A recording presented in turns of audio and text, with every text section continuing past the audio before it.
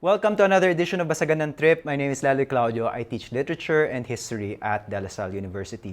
For today, I'm going to be talking about isang topic na hindi ko gaano pinag-usapan. It's personal finance. Now, long-term viewers might know na ang research ko recently has been the history of banking and finance in the Philippines. And this research has led me to look at personal finance in the context of the Philippines. And what I've been doing is I've been comparing the kind of personal financial advice you get from abroad and the personal financial advice you get here. And I've noticed one big difference. I've noticed that a lot of the personal finance experts in the Philippines, ang ginagawa nila, nagbibigay sila ng advice, pero hindi nila trinotroll ang mga bangko pag may ginagawa ang mga bangko na masama para sa mga consumers. So what I'm going to do today is I'm going to provide 4 reasons why personal finance experts should troll banks, but not just banks broadly. I'm going to give 4 reasons why they should troll mutual funds. And the reason why I think they should troll mutual funds is because ngayon ang dami-daming OFW na nag-i-invest sa mutual funds, kung hindi sa lupa or sa condo, sa mutual funds sila nag-i-invest. And I think in many cases, nilulugi ng mga funds na to ang mga OFW na natin at ang mga iba pang consumers sa Pilipinas. And I think yung ating mga personal finance expert should take up the cudgels for the OFWs at para sa mga iba pang consumer na Pilipino para mag-garantya na hindi na nilulugi ng mga mutual funds na ito ang consumer na Pilipino. So before I move on to yung 4 reasons, let me first explain what a mutual fund is. Ngayon sa Pilipinas, there are mutual funds and there are UITFs na hinahandle ng mga bangko, Unit Investment Trust Funds. They're very similar. I'm just going to call them all mutual funds. Now, put simply, ang mutual fund is a fund that invests your money for you. So kung marami kayong investor, bibigay niyo yung pera dun sa bangko or dun sa life insurance company, gagawin nila, ilalagay nila itong pera to either sa bonds or sa stock market or a combination of both. For the purposes of what I'm going to talk about today, I'm going to focus primarily on stock market mutual funds dahil kung bata ka, and let me just assume that most of my viewers are young, you should really primarily be investing in stocks. The second piece of information I want to provide before I give my 4 reasons is a kind of distinction between 2 types of mutual funds that invest in the stock market. Dalawa ang classification nito, at least for the purposes of this episode. Una, yung tinatawag natin mga actively managed funds. And these are funds that basically are managed by a fund manager. So pag binigay mo yung pera mo sa bangko, merong fund manager, i-invest niya to sa mga stocks. Yung second kind of fund is called a passively managed fund, or other people call it an index fund. Now, in order to understand this, we have to understand what an index is. Every stock market has an index. An index is a list of companies that represent how well the stock market is doing. So sa context ng Pilipinas, yung index na yun ay tinatawag natin Philippine Stock Exchange Index or PSEI. So what an index fund does is that it tries to mimic yung performance ng PSEI na yun. So kung ano yung proportion ng mga kumpanya na nasa PSEI, kokopyahin nyo ng index fund. So an index fund therefore is passively managed dahil you just have a computer that is trying to mimic the performance of the market. Now, why do people invest in index funds? A lot of people invest in index funds because they think it's safe.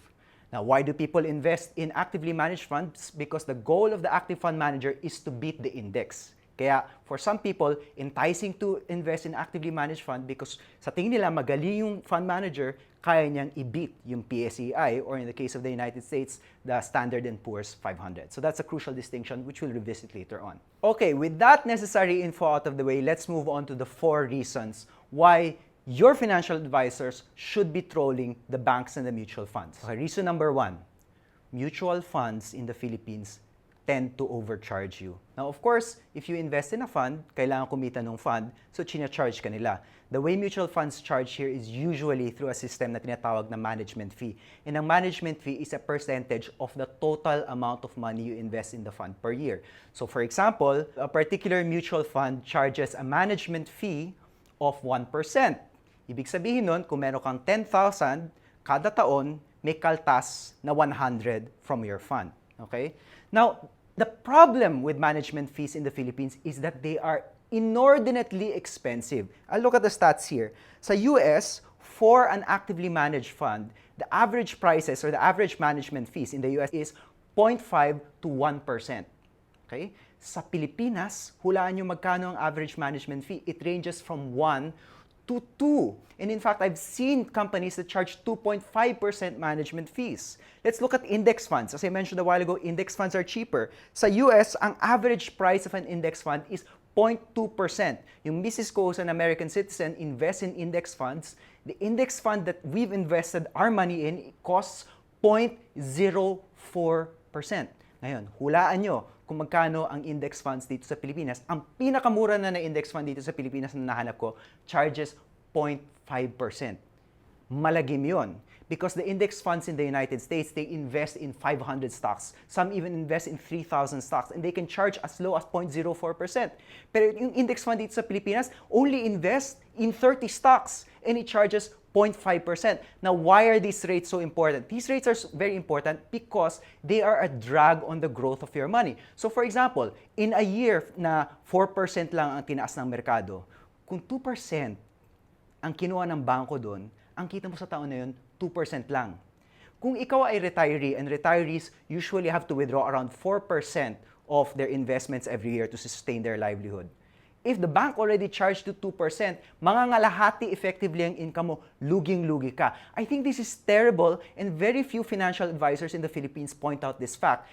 Our people, our OFWs are being overcharged.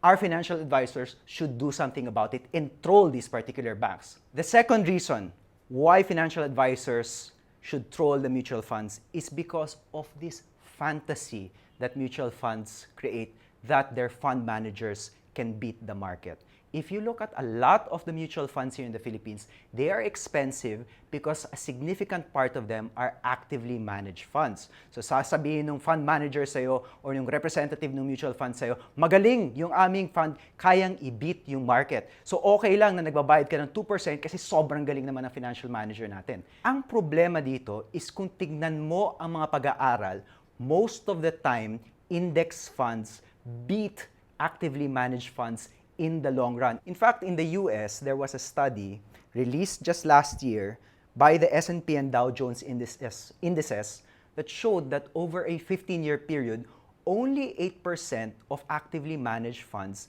beat index funds. So 8% lang yung chance. Ngayon, walang mga pag-aaral na ganyan sa Pilipinas, but if you look at the recent data from 2017 and 2018, it looks as if the index funds are also beating the actively managed funds dito sa Pilipinas. So the problem with our financial advisors is that very few of them tell you this information and very few of them troll the banks, because what they should do is to tell the banks to stop offering us these expensive actively managed funds that really just drain our savings and drain the savings, in particular, of our OFWs. Now, some of you there, especially mga financial managers there, might think na, well, there are 8% ng mga fund that actually beat the index.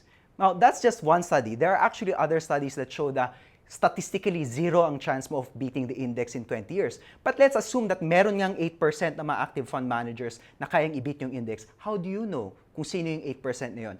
Moreover, who is the greatest investor of the 20th century? A lot of people would say that at least nasa top 5 nila is this guy named Warren Buffett. So, recently in 2019, Warren Buffett said that, everybody thinks I'm a great investor, but I can't beat the index. Now, if Warren Buffett can't beat the index, what makes you think na yung manager ng mutual fund mo from a bank here in the Philippines can beat that index? And what right do these funds have to promote these expensive, actively managed funds left and right when in fact the data shows that there is always a cheaper option? Now, to be fair to some of our banks, some of them have started encouraging consumers to invest in index funds. I've read that BPI has encouraged some of their investors to invest in index funds. Pero magkano naman ang index fund ng BPI? They charge 1% management fee per year for an index fund. That's too expensive for a passively managed fund. The cheapest index fund in the Philippines is run by the First Metro Pacific exchange-traded fund, and it charges 0.5%. That's cheap in the context of the Philippines, but that's still highway robbery. I mentioned a while ago na 30 stocks lang ang hawak nun, and funds that have 3,000 stocks in the US can charge 0.04. 30 stocks lang ang hawak nyo, 0.5, mahiya naman kayo lahat. That is highway robbery. Number 3, some mutual funds make it very, very difficult for you to find out what their fees are. And this is abominable. Dapat talaga trinotroll itong mga to. Kasi when you invest in a mutual fund, usually meron yung prospectus. So papakita sa'yo yung performance ng fund, papakita sa'yo kung saan nag-i-invest yung fund. One essential bit of information there should be magkano yung singil. Pero ang napansin ko, there are some mutual funds here na sometimes wala sa prospectus yung singil, sometimes nandun but napakaliit ng print at napakahirap hanapin, or sometimes kailangan mong halungkatin yung website nila para mahanap yung kanilang fees. Now, financial managers out there and financial advisors, if you really are invested in the welfare of the people you are advising, you should troll these deceptive banks for them dahil dapat alam natin yung mga singil na yan. Now, I'm going to name one particular mutual fund company na nakakainis in this respect. I'm looking at you, AXA Fund Management. If you look at yung mga prospectus nyo, either wala doon yung mga singil nyo, incomplete, or hindi mahanap sa inyong mga website.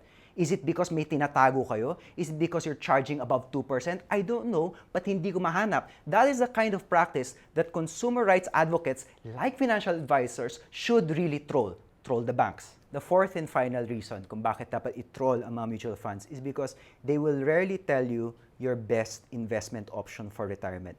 Ngayon ako, call me naive, mas malaki ang tiwala ko sa gobyerno ko kaysa sa mga bangko. And the reason is simple, because gobyerno ko ito. Dahil the government is meant to serve me, I vote for my politicians, the government is accountable to the people, whereas a bank is accountable to its shareholders. Now, your best primary investment options lie in the government. So everybody, of course, should contribute to their SSS or their GSIS. But what people don't realize is that the government has created another investment option for all Filipinos that they should be using. And it's a very cheap investment option. It was launched by the BSP in 2016. It's called PERA, or Personal Equity and Retirement Fund. What PERA allows you to do is that it allows you to invest your money in the stock market, like mutual funds, but it allows you to do so tax-free. Ngayon, pag nag-invest ka sa mutual fund, usually there's a 20% tax on all the profits you make. So for example, kung kumita ka ng 8,000 sa mutual fund, actually 10,000 yung kinita mo, may natanggal na 20,000 doon. Sa pera, ang gagawin ng gobyerno, because it's a retirement fund, it will not charge you a tax. Now, I don't care if you really love your mutual fund, I don't care kung bilib na bilib ka sa financial advisor mo, or doon sa head ng mutual fund mo. Nobody is going to beat the waiving of a 20% income tax on your funds. Remember that the way mutual funds work is nagko-compound yan. So kung mas marami yan, mas maraming kikitaan yan in the long run. Ang compound power ng mutual fund na walang 20% tax, napakataas. Now, pera is great. OFWs, you can contribute as much as 200,000 pesos a year sa pera account nyo. Non-OFWs, you can contribute as much as 100,000. So every year, punuin yun, palaguin yun, bago kayo mag-invest sa mutual fund. Di ko naman sinasabi na huwag dapat mag-invest sa mutual fund, pero unahin nyo dapat yung inyong tax-protected account, which is a pera account. Now, I love pera. It's a great contribution to the lives of Filipino people. In fact, if there's a representative from the BSP who wants to come on the show, talk about the pera account, we want to promote it. I want to promote it. In fact, I've put a link in the show notes for this show on how to access and how to open a pera account. It's a link from the BSP itself.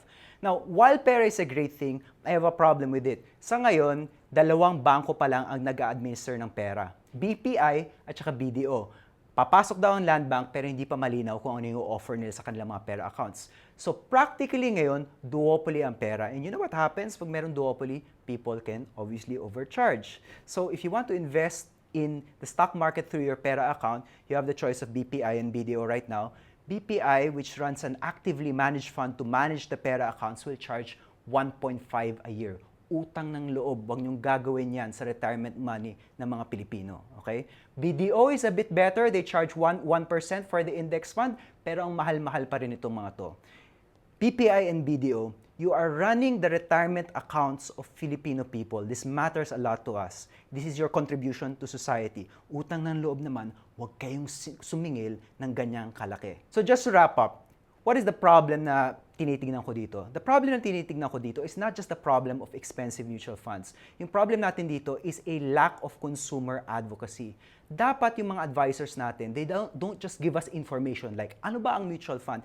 They should also advocate for us. Ang tawag dito ay consumer rights advocacy. There needs to be more consumer rights advocacy sa Pilipinas, lalo na sa area of finance. Pero kulang tayo nito. So I urge our financial advisors to not only become bearers of information, but to also become advocates for their investors. In other words, you have to be trolls. Now, for those people who want trolls na financial advisors, I can give you a couple of recommendations. My two favorites sa United States is Ramit Sethi and J.L. Collins. We can link to their blogs below. Sa Pilipinas, kagaya na nabanggit ko, konti lang ang mga financial advisors na nagtotroll para sa kanilang mga consumers, para sa kanilang mga reader. But I found one great blog that is really trolling the banks and is really giving you the best information on pera, the best information on mutual funds. Her blog is called KatieScarlettNeedsMoney.com. I don't know this person, nahanap ko lang siya, pero napakagaling niya. I really endorse this blog.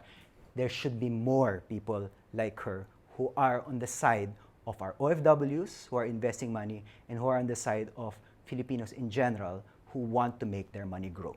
Thank you very much.